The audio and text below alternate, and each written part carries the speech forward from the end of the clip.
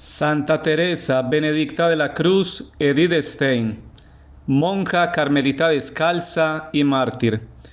Nos inclinamos profundamente ante el testimonio de la vida y la muerte de Edith Stein, hija extraordinaria de Israel e hija al mismo tiempo del Carmelo. Sor Teresa Benedicta de la Cruz, una personalidad que reúne en su rica vida una síntesis dramática de nuestro siglo, la síntesis de una historia llena de heridas profundas que siguen doliendo aún hoy. Síntesis al mismo tiempo de la verdad plena sobre el hombre, en un corazón que estuvo inquieto e insatisfecho, hasta que encontró descanso en Dios. Estas palabras fueron pronunciadas por el Papa Juan Pablo II con ocasión de la beatificación de Edith Stein en Colonia, el 1 de mayo de 1987. ¿Quién fue esta mujer? Cuando Edith Stein, la última de 11 hermanos, nació en Breslau el 12 de octubre de 1891, la familia festejaba el Yom Kippur, la mayor fiesta hebrea, el día de la expiación. Esto hizo más que ninguna otra cosa que su madre tuviera una especial predilección por la hija más pequeña. Precisamente esta fecha de su nacimiento fue para la carmelita casi un vaticinio. El padre, comerciante de maderas, murió cuando Edith no había cumplido aún 2 años. La madre, una mujer muy religiosa, solícita y voluntariosa, una persona verdaderamente admirable. Al quedarse sola, debió hacer frente tanto al cuidado de la familia como a la gestión de la gran hacienda familiar, pero no consiguió mantener en los hijos una fe viva. Edith perdió la fe en Dios. Con plena conciencia y por libre elección dejé de rezar. Obtuvo brillantemente la reválida en 1911 y comenzó a estudiar germanística e historia en la Universidad de Breslau, más para tener una base de sustento en el futuro que por auténtica pasión. Su verdadero interés era la filosofía. Le interesaban también los problemas de la mujer. Entró a formar parte de la Asociación Prusiana para el Derecho Femenino al Voto. Más tarde escribía: como bachiller y joven estudiante, fui una feminista radical. Perdí después el interés por este asunto. Ahora voy en busca de soluciones puramente objetivas. En 1913, la estudiante Edith Stein se fue a Gotinga para asistir a las clases universitarias de Edmund Husserl, de quien llegó a ser discípula y asistente, consiguiendo con él el doctorado. Por aquellos tiempos, Edmund Husserl fascinaba al público con un nuevo concepto de verdad. El mundo percibido no solamente existía de forma kantiana, como percepción subjetiva. Sus discípulos entendían su filosofía como un viraje hacia lo concreto, retorno al objetivismo, sin que él lo pretendiera. La fenomenología condujo a no pocos discípulos y discípulas suyos a la fe cristiana. En Gotinga, Edith Stein se encontró también con el filósofo Max Scheler, y este encuentro atrajo su atención sobre el catolicismo. Pero todo esto no la hizo olvidar el estudio con el que debía ganarse el pan en el futuro, y en 1915 superó con la máxima calificación el examen de Estado. No obstante, no comenzó el periodo de formación profesional. Al estallar la Primera Guerra Mundial escribía: ahora ya no tengo una vida propia. Siguió un curso de enfermería y prestó servicio en un hospital militar austriaco. Fueron tiempos difíciles para ella. Atendía a los ingresados en la sección de enfermos de tifus y prestaba servicio en el quirófano, viendo morir a hombres en la flor de su juventud. Al cerrar el hospital militar en 1916, siguió a Husserl, a Friburgo, en Brisgovia, donde obtuvo el doctorado summa cum laude, con una tesis sobre el problema de la empatía.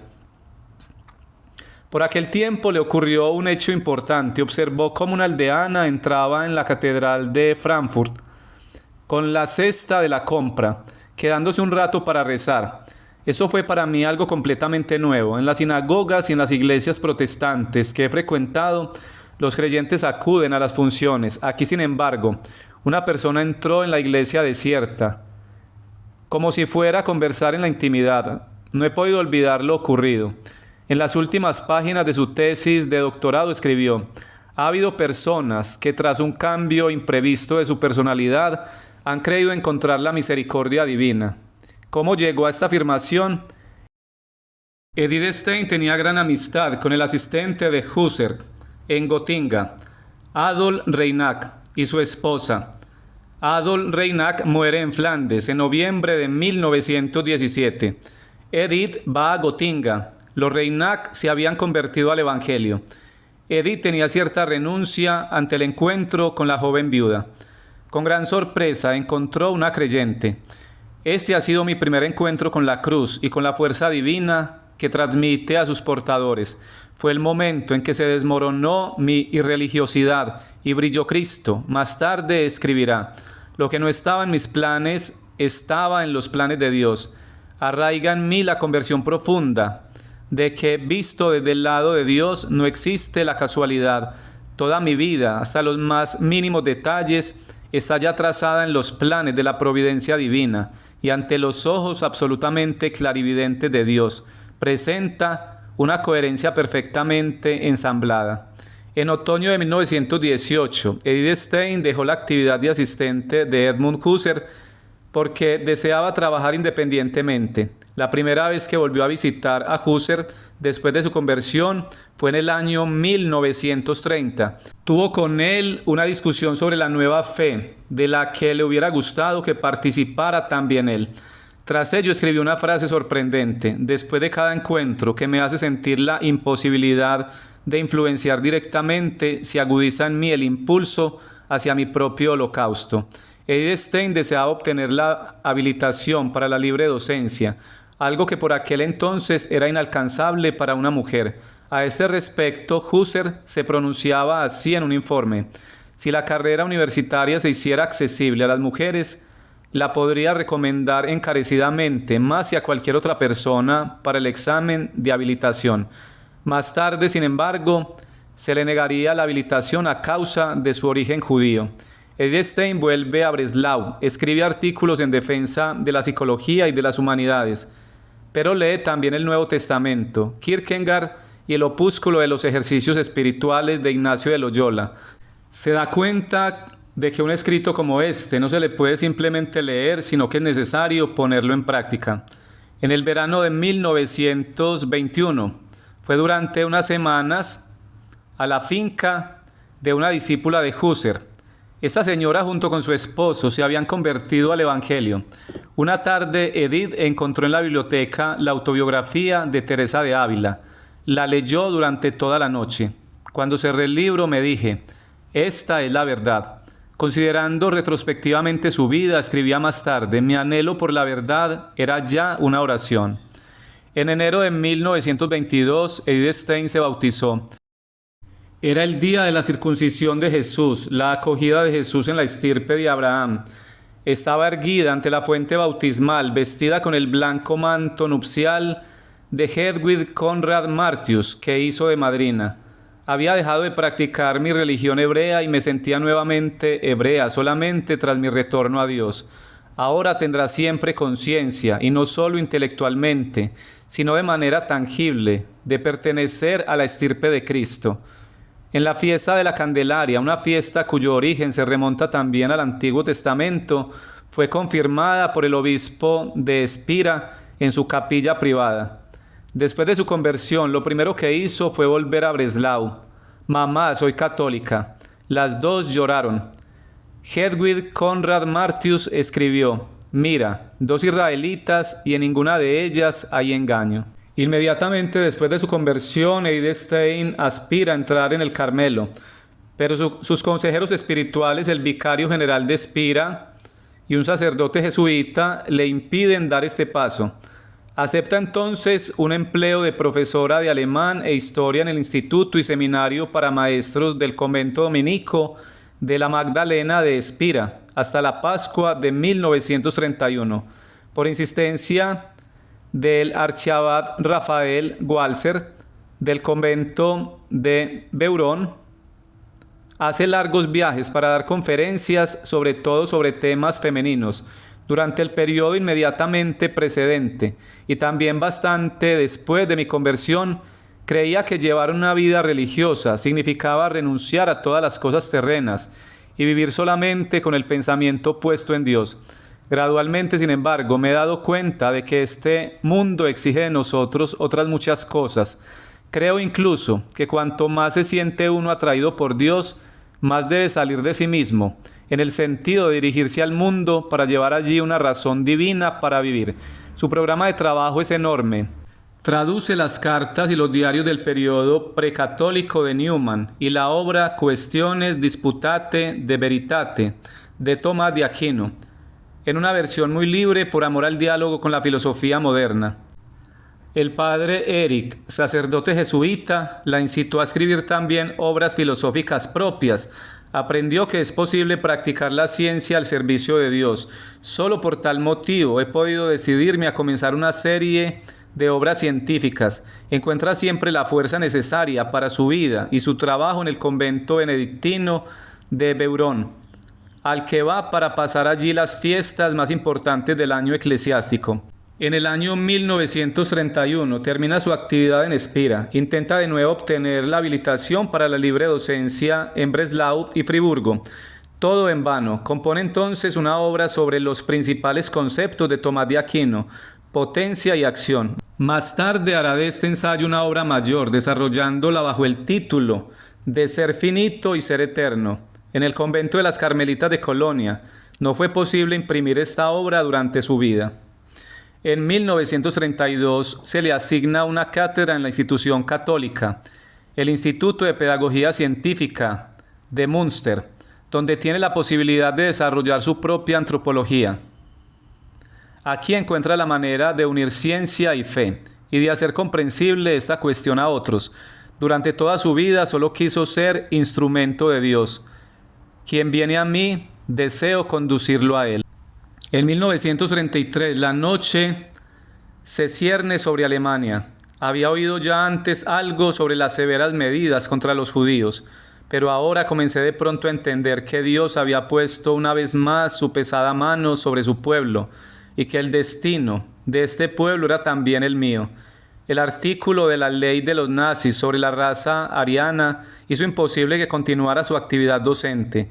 Si aquí no puedo continuar, en Alemania ya no hay posibilidades para mí. Me había convertido en una extranjera en el mundo. El archiabad Walser de Beurón ya no le impidió entrar en un convento de carmelitas. Durante el tiempo que estuvo en Espira había hecho ya el voto de pobreza, castidad y obediencia. En el año 1933 se presenta a la madre priora del monasterio de Carmelitas de Colonia. Solamente la pasión de Cristo nos puede ayudar, no la actividad humana. Mi deseo es participar en ella. Una vez más, Edith fue a Breslau para despedirse de su madre y de su familia. El 12 de octubre fue el último día que pasó en su casa, el día de su cumpleaños, y a la vez la fiesta hebrea de los tabernáculos. Edith acompaña a su madre a la sinagoga. Fue un día nada fácil para las dos mujeres. ¿Por qué la has conocido, la fe cristiana? No quiero decir nada contra él. Habrá sido un hombre bueno. Pero ¿por qué se ha hecho Dios? Su madre lloró. A la mañana siguiente, Edith tomó el tren para Colonia. No podía tener una alegría arrebatadora. Era demasiado tremendo lo que dejaba atrás. Pero yo estaba tranquilísima en el puerto de la voluntad de Dios. Cada semana escribirá después una carta a su madre. No recibirá respuesta. Su hermana Rosa le mandará noticias de casa. El 14 de octubre, Edith Stein entra en el monasterio de las Carmelitas de Colonia. En 1934, el 14 de abril, tuvo lugar la ceremonia de toma de hábito. El archiabad de Beurón celebró la misa. Desde aquel momento, Edith Stein llevará el nombre de Sor Teresa Benedicta de la Cruz. Escribe en 1938, bajo la cruz entendía el destino del pueblo de Dios que entonces, 1933, comenzaba a anunciarse. Pensaba que entendiesen que se trataba de la cruz de Cristo, que debían aceptarla en nombre de todos los demás. Es verdad que hoy entiendo mejor estas cosas, lo que significa ser esposa del Señor bajo el signo de la cruz, aunque ciertamente nunca será posible comprender todo esto, puesto que es un secreto.